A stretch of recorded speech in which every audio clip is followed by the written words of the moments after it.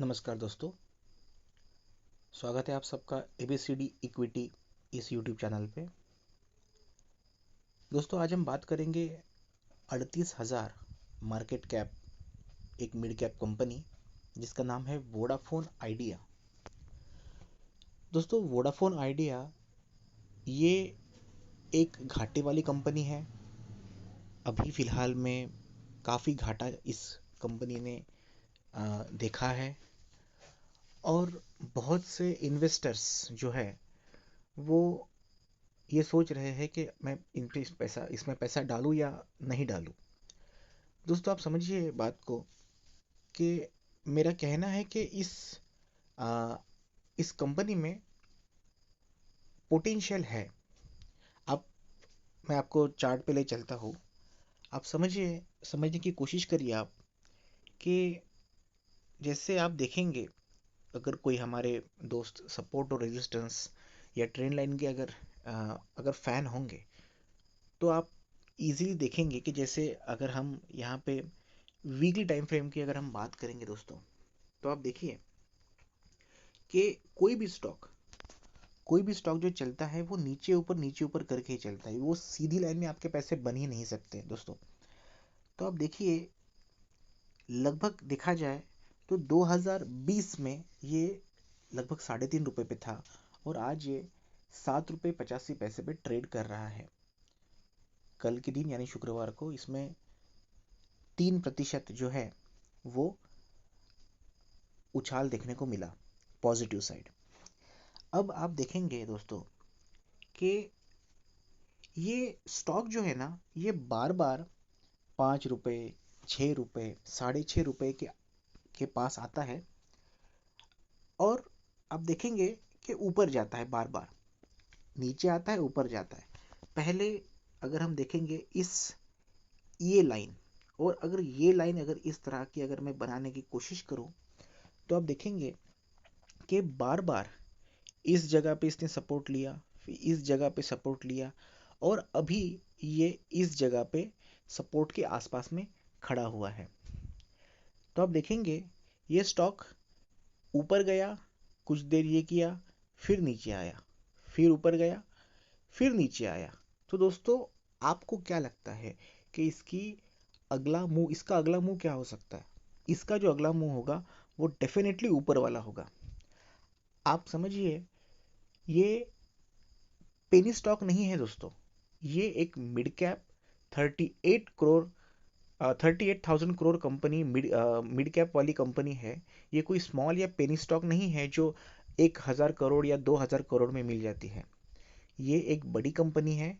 इस कंपनी का नुकसान जो है वो धीरे धीरे कम होते दिख रहा है और इसीलिए दोस्तों मेरा ये मतलब मेरा ये कहना है कि इस कंपनी में इन्वेस्ट इन्वेस्टर ने इन्वेस्ट करना चाहिए। ये कोई रिकमेंडेशन नहीं है, ये सिर्फ वीडियो जो है एजुकेशन पर्पस के लिए बनाया है।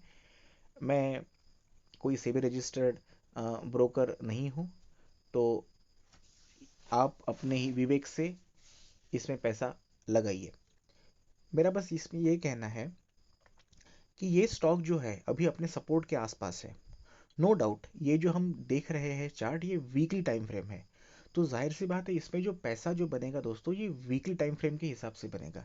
ये कोई 5 मिनट, 10 मिनट, 15 मिनट की कैंडल नहीं है, ये वीक की कैंडल है। एक वीक में मतलब पूरा सेंटिमेंट एक वीक का उस एक कैंडल में मौजूद है दोस्तों। तो आप देखेंगे ये बार बार नीचे आता है, ऊपर जाता है।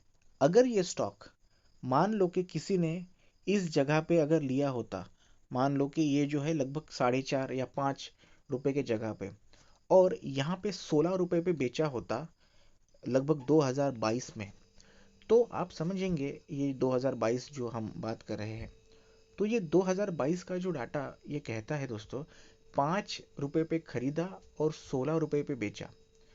और कोई बहुत बड़ी रिस्क नहीं है। रिस्क इसलिए नहीं है क्योंकि ये कंपनी इतनी आसानी से नहीं डूबने वाली, जहां तक मेरा ख्याल है। और मैं ऐसा क्यों सोच रहा हूँ उसके पीछे का रीज़न मैं आपको बताता हूँ दोस्तों। देखिए सबसे पहले मनी कंट्रोल की अगर हम बात करेंगे, मनी कंट्रोल पे ये यहाँ पे तो सब कुछ दिया ही होता है। अगर किसी को नहीं पता तो मैं आपको बता दूँ कि मनी कंट्रोल में आप वोडाफोन आइडिया सर्च करिए, और इसमें जो है फ्यूचर ऑप्शंस की तो बात ही नहीं है। इसमें हम स्टॉक्स पे जाएंगे और स्टॉक्स में हमको वोडाफोन आइडिया मिल जाएगा।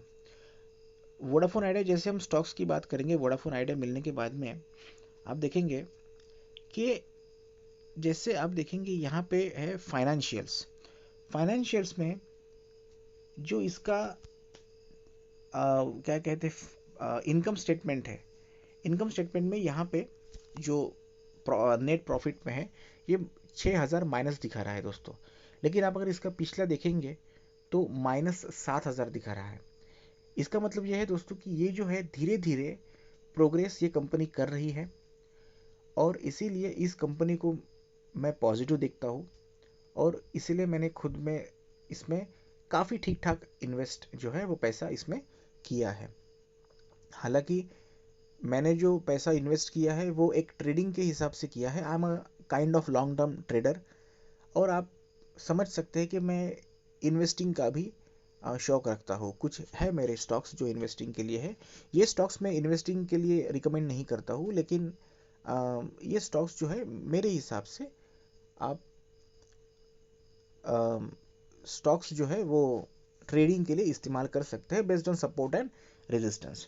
आप इसका अगर शेयर होल्डिंग पैटर्न भी देखेंगे दोस्तों, तो शेयर होल्डिंग पैटर्न भी इसका काफ़ी ठीक ठाक है। 50% जो है वो प्रमोटर की शेयर होल्डिंग है, 33.91% जो है वो DIIs ने खरीदा है, FIIs का भी कुछ परसेंटेज इसमें है। और जो पब्लिक के पास जो है, जैसे हम और आप जो कॉमन पब्लिक है जिनके पास में ये होगा, जैसे मेरे पास में है, तो ये सब 13.5% है। तो जो रिस्क है दोस्तों ये उतनी भी नहीं है जितनी दिखाई गई है। क्योंकि आप समझिए, अगर हम पीयर में जाएंगे और मार्केट कैप के हिसाब से अगर देखेंगे तो भारतीय एयरटेल जो है वो बड़ी कंपनी है, उससे बड़ी जो है वो शायद रिलायंस जियो हो सकती है। सो रिलायंस जियो, भारतीय एयरटेल, और थर्ड नंबर है दोस्तों वोडाफोन आइडिया। तो क्या आपको लगता है कि वोडाफोन आइडिया इतनी जल्दी डूबेगा? मुझे नहीं लगता। उसका रीज़न ये है कि वोडाफोन, सबसे पहली चीज़ तो ये है कि वोडाफोन आइडिया के हमें बहुत सारे एडवर्टाइजमेंट अभी भी चल रहे हैं। अभी भी हमको ऐड आती है टीवी पे कि क्या कहते हैं, कौन बनेगा करोड़पति पावर्ड बाय वोडाफोन आइडिया, और ऐसे बहुत से चीज़ हैं। और शायद वोडाफोन आइडिया जल्दी 5G नेटवर्क लॉन्च कर सकती है, और मेरा ये मानना है कि जब भी ये 5G नेटवर्क लॉन्च करेगा, ये ज़रूर से स्टॉक जो है ऊपर भागेगा। और तब हमको लगेगा कि यार मैं उस वक्त अगर कर लेता तो अच्छा होता, उस वक्त अगर मैं बाय कर लेता तो अच्छा होता। फिर लोग पछताते हैं। क्या है, हाइंड साइड जो है ना, वो बहुत लोग सोचते हैं कि ये होता तो ये कर लेता, ये होता तो ये कर लेता। लेकिन लोग जो है ना, फोर साइड जो है वो किसी के पास नहीं है, और वही तो मज़ा है मार्केट का। तो मेरा यही कहना है दोस्तों कि हिम्मत करके वोडाफोन आइडिया जैसे स्टॉक्स में, भले ही ट्रेडिंग के लिए, चलो इन्वेस्टिंग की मैं बात नहीं कर रहा हूँ, पर ट्रेडिंग के लिए आप इसमें अगर करना चाहो तो कर सकते हो। क्योंकि बेस्ड सपोर्ट एंड रेजिस्टेंस, अगर 5 रुपये पे अगर ये स्टॉक आता है, जैसे अभी 7.85 रुपये शुरू है, मान लीजिए कि ये 7.5 पे किसी ने खरीदा, किसी ने 8 पे खरीदा, है ना, किसी ने 7 पे खरीदा, और मान लो कि जैसे ये जैसे अभी ये स्टॉक ऊपर गया 12 रुपये तक, 12.5 तक, फिर नीचे आया, फिर 16 रुपये तक गया, नेक्स्ट मूव, अभी नीचे है। अब what can be the next move? I mean, पहले इसने सपोर्ट, इसने रेजिस्टेंस को तोड़ा 12 रुपये के, फिर ये 16, लगभग 16, 16.5 तक आया। तो एटलीस्ट इस चार्ट पैटर्न को देखते हुए हम एटलीस्ट ये कह सकते हैं कि ये 16-17 तक जा सकता है। या अगर मैं प्रीवियस अगर रेजिस्टेंस की भी बात करूँ तो 16 रुपये तक जा सकता है। दोस्तों, अगर कोई यहाँ पे पैसा डाले, 7 रुपये पे डाले या 8 रुपये पे भी डाले, और 16 रुपये पे अगर निकल जाए या उसके आसपास में निकल जाए, तो यहाँ पे कम से कम 100% जो है वो प्रॉफिट मिल सकता है। 100% दोस्तों कोई मजाक नहीं है। और ट्रेडर जो है वो इसी हिसाब से पैसे बनाते हैं। देखिए, मार्केट में पैसे बनाना मुझे पता है कि मुश्किल है, लेकिन अगर कैलकुलेटेड रिस्क अगर हम लेंगे तो इसमें कोई दिक्कत वाली बात नहीं है। मैं अगर कह दूं कि मैं कोई सेबी रजिस्टर्ड ब्रोकर नहीं हूँ, ये सिर्फ एजुकेशन पर्पस के लिए ये वीडियो बनाया है।